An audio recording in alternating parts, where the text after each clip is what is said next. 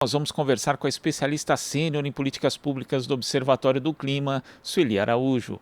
Bom dia, Sueli. Bom dia, Glauco.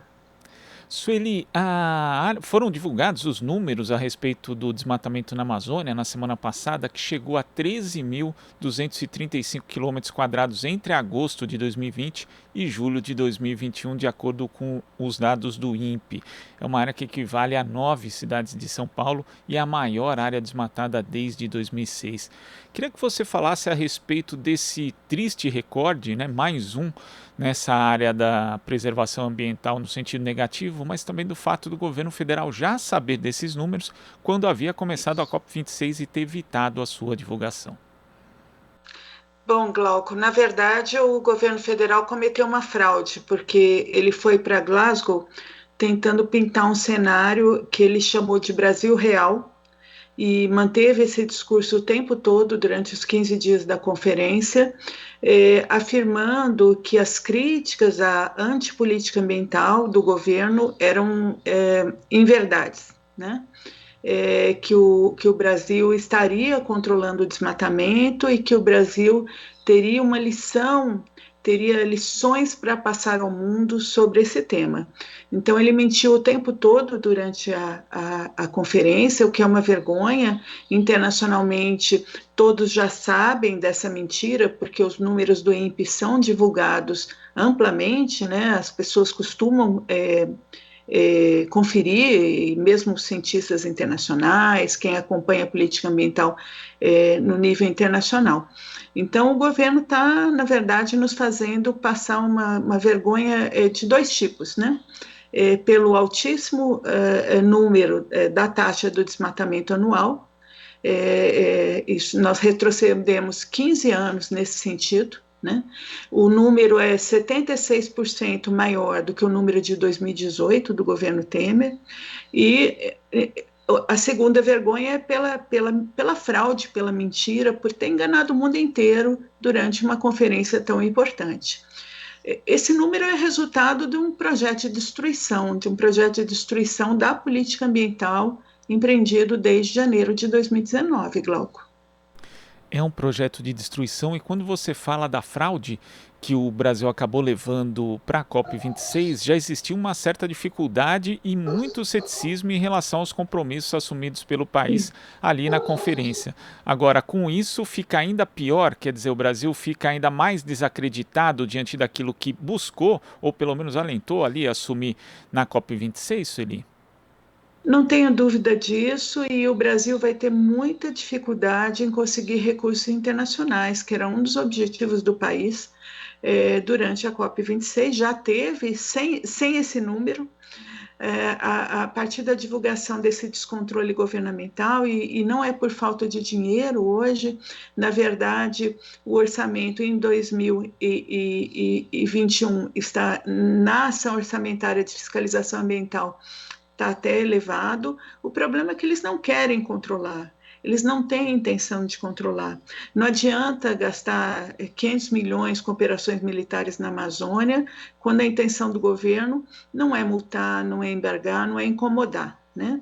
Esse governo ele tem uma espécie de parceria com desmatadores ilegais, com grileiros de terras públicas e com mineradores ilegais, porque na prática esse governo deixa tudo isso acontecer.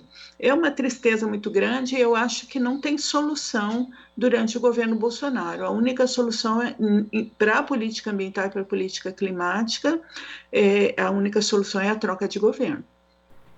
E é curioso que quando falou a respeito dos dados, o ministro do Meio Ambiente, inclusive, caiu ali em mais de um ato falho, dizendo que a partir de agora o governo vai ser rigoroso, ou agora nós vamos, quer dizer, parece que o governo estava, parecia, né, que o governo estava começando na semana passada, né, quando não. Na prática, como você falou, se trata de um projeto, aquilo que inclusive aqui o site do Observatório do Clima chama de ecocídio, Sueli. É isso mesmo. Eles veem a política ambiental como uma coisa que atrapalha. A política ambiental ela tem um forte componente regulatório em qualquer país do mundo. E esse pessoal não gosta de regras nessa área. Então, vendo a política ambiental como entrave nós tiramos na nossa frente. Né? É isso que eles estão tentando fazer desde o início. O ministro do Meio Ambiente associou há poucos dias atrás a floresta à extrema pobreza, né? Na verdade, a floresta tem que ser associada a uma riqueza infinita que nós não valorizamos, que nós não pesquisamos, que nós não usamos da forma adequada.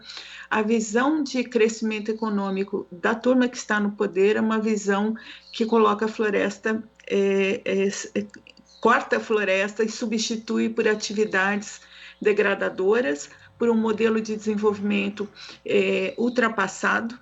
Eles só vão conseguir muita destruição, muita degradação e mais pobreza para a população da região, porque não é com esse modelo de desenvolvimento que eles estão pregando que a população da região vai vai ganhar riqueza do ponto de vista de maior equidade social, né? A região amazônica é uma região com muita disparidade social e da forma como eles estão fazendo, isso só vai piorar. Você só vai beneficiar quem se move pela ilicitude. E não são os amazônidas que vão se beneficiar com isso, quem realmente precisa. Agora, saindo um pouquinho do Brasil, indo mais para a questão global, Sueli, nós tivemos a COP26, né? E você acha que o que foi acordado ali, diante do quadro de emergência climática que nós temos hoje, né? Que aí está bastante evidente, inclusive pelos dados do painel do IPCC que foram divulgados em agosto, você acha que o que foi acordado é suficiente diante desse quadro que a gente tem hoje? Não é não. Nós tivemos avanços em Glasgow, não dá para negar. Foi terminado o livro de regras, o chamado livro de regras, que são os detalhamentos para poder operacionalizar o próprio Acordo de Paris. Isso estava mais do que na hora de terminar. Mas os resultados ficaram aquém do imaginado, principalmente em relação à ambição em termos de redução das emissões, né? Pelo cenário apresentado pelo IPCC no relatório de agosto, nós não temos orçamento de carbono o quanto nós imaginávamos, né? O IPCC mostrou que nós não temos que discutir 2050, 2060, temos que discutir o agora. E se você soma todos os documentos nacionais entregues em face do Acordo de Paris, os países, no seu conjunto, estão longe de fazer o necessário. A soma de todos os documentos das NDCs, né? A soma de todas as NDCs, se tudo der certo, elevaria a temperatura, tem variações nas estimativas, mas entre 2,4 até 2,7 graus centígrados, e nós precisamos manter a temperatura em 1 grau centígrado a mais, considerado em relação aos níveis pré-industriais, né? Essa é a meta. Então, estamos muito longe de atingir a meta. Os países precisam aumentar suas ambições em termos de redução de emissões, e isso deveria ter sido discutido com mais vigor em Glasgow. Isso foi jogado para a próxima conferência das partes no Egito, né? E dá uma insatisfação, dá uma tristeza quando você fala assim, nossa, mas isso, a questão do cenário apresentado pelo IPCC deveria ter estado muito mais forte em Glasgow do que esteve, né?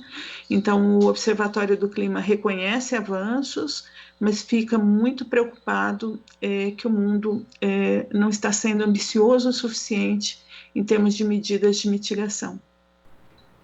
Inclusive, entre esses avanços, ele teve ali pela primeira vez o termo combustíveis fósseis, né, sendo citados ali textualmente no texto do acordo. Mas, por outro lado, não houve qualquer tipo de limitação mais rígida, né, que forçasse, inclusive, as grandes companhias de petróleo a trabalhar nessa questão da transição energética de uma forma mais assertiva e urgente. Eu queria que você falasse a respeito disso, porque juntando todos os lobistas, né, dessas grandes companhias de petróleo e gás do mundo, petróleo, gás e carvão, né, do mundo, a delegação ali era maior que a delegação de qualquer país junto da COP26. Qual que é a influência que eles tiveram no resultado final, na sua análise, né? E como eu queria que você avaliasse também o trabalho contínuo deles, né? Porque inclusive essas companhias apostam muito na desinformação das pessoas.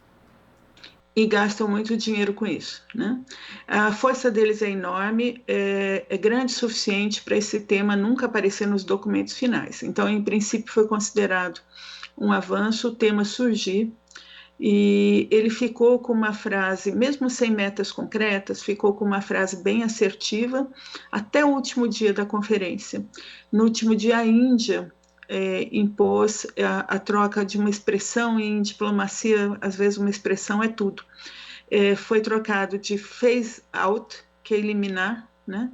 Eliminar subsídios aos combustíveis fósseis, caminhar para a eliminação da dependência de carvão, né? Phase out virou phase down, reduzir. Isso faz uma diferença enorme, então o tema está no documento final, e isso foi considerado um avanço, mas pelo sistema de busca de consenso, né, esses documentos das conferências das partes, eles são todos redigidos a partir da construção de consenso. E por imposição da Índia, no último dia, houve essa troca. Foi uma ducha de água fria, assim, no último dia, porque não que estivesse perfeito, mas foi assim, não deveria ter acontecido, e assim, como você acaba acostumando, porque esses documentos todo mundo precisa concordar, né? E aí o consenso se acaba nivelando num tom abaixo do que deveria estar, né? Mas não deveria ter acontecido, foi uma grande pena no último dia da conferência, uma perda. Inclusive, esse fato, Sueli, é bastante ilustrativo de como é difícil, né? Como são difíceis as negociações no âmbito climático, porque Isso. a Índia fez esse pedido, acabou conseguindo fazer, mas dias antes ela tinha tentado, inclusive, né, sua delegação deixar o texto mais incisivo, mencionando não só o carvão, mas também o petróleo e gás. E aí os Estados Unidos se opuseram, e aí a Índia falou, bom, já que vocês não querem abrir mão aqui do petróleo e gás, a gente também não quer abrir mão do carvão. Então, são interesses que se chocam, mas que na prática ali acabam barrando um pouco qualquer tipo de avanço mais concreto nessa área, Sueli. Bom, é a forma de construir os documentos internacionais, a gente precisa compreender, não dá para simplesmente impor, né? Você está fazendo uma pactuação para a implementação de um acordo que esse sim foi firmado, vale como lei interna nos países que o ratificaram, e todo esse processo das conferências das partes é construído assim. Tem hora, Glauco, que dá vontade de se juntar, ficar lá do lado da Greta e falar assim, né? Vamos parar de blá blá blá, gente, vamos fazer as coisas acontecerem, né? Ela está cheia de razão quando faz isso, né? Então, mas quem está na linha de frente dessas negociações tem essa tarefa que não é simples, até assim, até você acaba mostrando. Você quer mais do que você está aceitando. O consenso para a maior parte das pessoas que estavam negociando precisaria ser um documento mais forte, né? Mas foi o possível, né? Eu pessoalmente continuo a afirmar assim, houve sim alguns avanços, mas eu fiquei bastante triste da parte dos países de você ter jogado para o Egito discussões mais fortes sobre a questão da redução das emissões de imediato. De imediato, nós estamos no meio da crise climática. Nós não estamos esperando a crise climática, basta ver os eventos extremos todos os dias nos jornais, né? Todos os dias, né? Mas acho que cada um internamente, os países também tem que haver essa pressão, né? Não dá para esperar um ano para lá no Egito você começar a fazer essa movimentação, né? A gente tem que pressionar, não vai ser simples no nosso caso, é um ano eleitoral, né? Mas temos que colocar esse tema dentro das eleições para quando chegarmos na próxima conferência, nós já vamos chegar na próxima conferência com outro presidente eleito, né? Porque eu tenho certeza que essa turma vai passar e chegarmos com uma força, no caso brasileiro, para posições mais fortes da nossa diplomacia. O Brasil é um país importante nessas discussões todas. O Brasil é o quinto maior emissor de gases de efeito estufa, né? Se você considerar a União Europeia desagregada, se considerar a União Europeia como bloco, o Brasil é o sexto. Então, não é um país pequeno nesse sentido, é um país que faz toda a diferença nos debates. E temos uma característica importante, retomando o começo da conversa: 46% de nossas emissões são relativas à mudança de uso da terra, isso é desmatamento. O Brasil, para combater emissões no Brasil, nós temos que combater o desmatamento, combater o crime. Isso não é uma realidade de outros países, em que o problema das emissões é um problema de crime, né? De código, de lei de crimes ambientais. Inclusive considerando o passado recente do Brasil, em que o país teve um protagonismo nessa discussão a respeito do clima, inclusive era um país que tinha iniciativas importantes do ponto de vista da preservação ambiental, isso mostra que é possível que a gente possa retornar a isso e inclusive aprimorando ainda mais, né, dada a importância que o país tem justamente na emissão de gases do efeito estufa, como você ressaltou, Sueli, e da responsabilidade que a gente tem aqui, até porque a emissão é por conta de uso de solo, de desmatamento, como você também ressaltou. Tem países que têm problemas muito mais complexos, na verdade, para conseguir fazer essa redução. O Brasil, se tiver vontade política, investimento e atenção para isso, pode reduzir até rapidamente. É isso mesmo. Na verdade, para um conjunto de países é muito mais complicado, porque eles têm que, em regra, mudar toda a matriz energética. A nossa matriz energética nos favorece, né? Então, nós temos que combater o desmatamento, nós sabemos fazer isso, já fizemos, né? Com dificuldade de implementação, mas as taxas de desmatamento já estiveram muito mais baixas, né? 2012, por exemplo, estava na Amazônia menos de 5 mil quilômetros quadrados, né? Depois começamos a ter problema, mas no próprio governo Temer, os números eram muito mais baixos, né? Então, na verdade, o governo Bolsonaro foi responsável por uma explosão e vai entregar o governo com números inaceitáveis. Em Glasgow, eles prometeram reduzir 15% em 2022 o desmatamento. Isso significa entregar o país numa condição muito pior do que encontrou nesse sentido, né? Nós sabemos fazer. Nós tivemos planos consistentes nessa linha, como o Plano de Combate ao Desmatamento na Amazônia, o chamado PPCDAM, que vigorou até o início do governo Bolsonaro. Desde 2004 até o início do governo Bolsonaro, vários governos e é o mesmo plano. E o governo Bolsonaro simplesmente engavetou, paralisou o Fundo Amazônia, tem 3 bilhões de reais parados desde janeiro de 2019 no Fundo Amazônia, que deveriam estar sendo direcionados para controle do desmatamento. Paralisou outros recursos internacionais e vai para Glasgow ainda pedir dinheiro, né? Sendo que recursos internacionais que estão no país não estão sendo usados. É realmente um projeto de destruição que nós precisamos afastar. Está na hora de afastar, não dá para levar a política ambiental e política climática, entendendo que ela atrapalha o Brasil.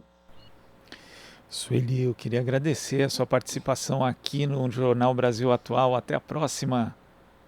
Eu que agradeço, Glauco, à disposição de vocês. Conversamos aqui com a especialista sênior em políticas públicas do Observatório do Clima, Sueli Araújo. Você está ouvindo Jornal Brasil Atual. As notícias que os outros não dão.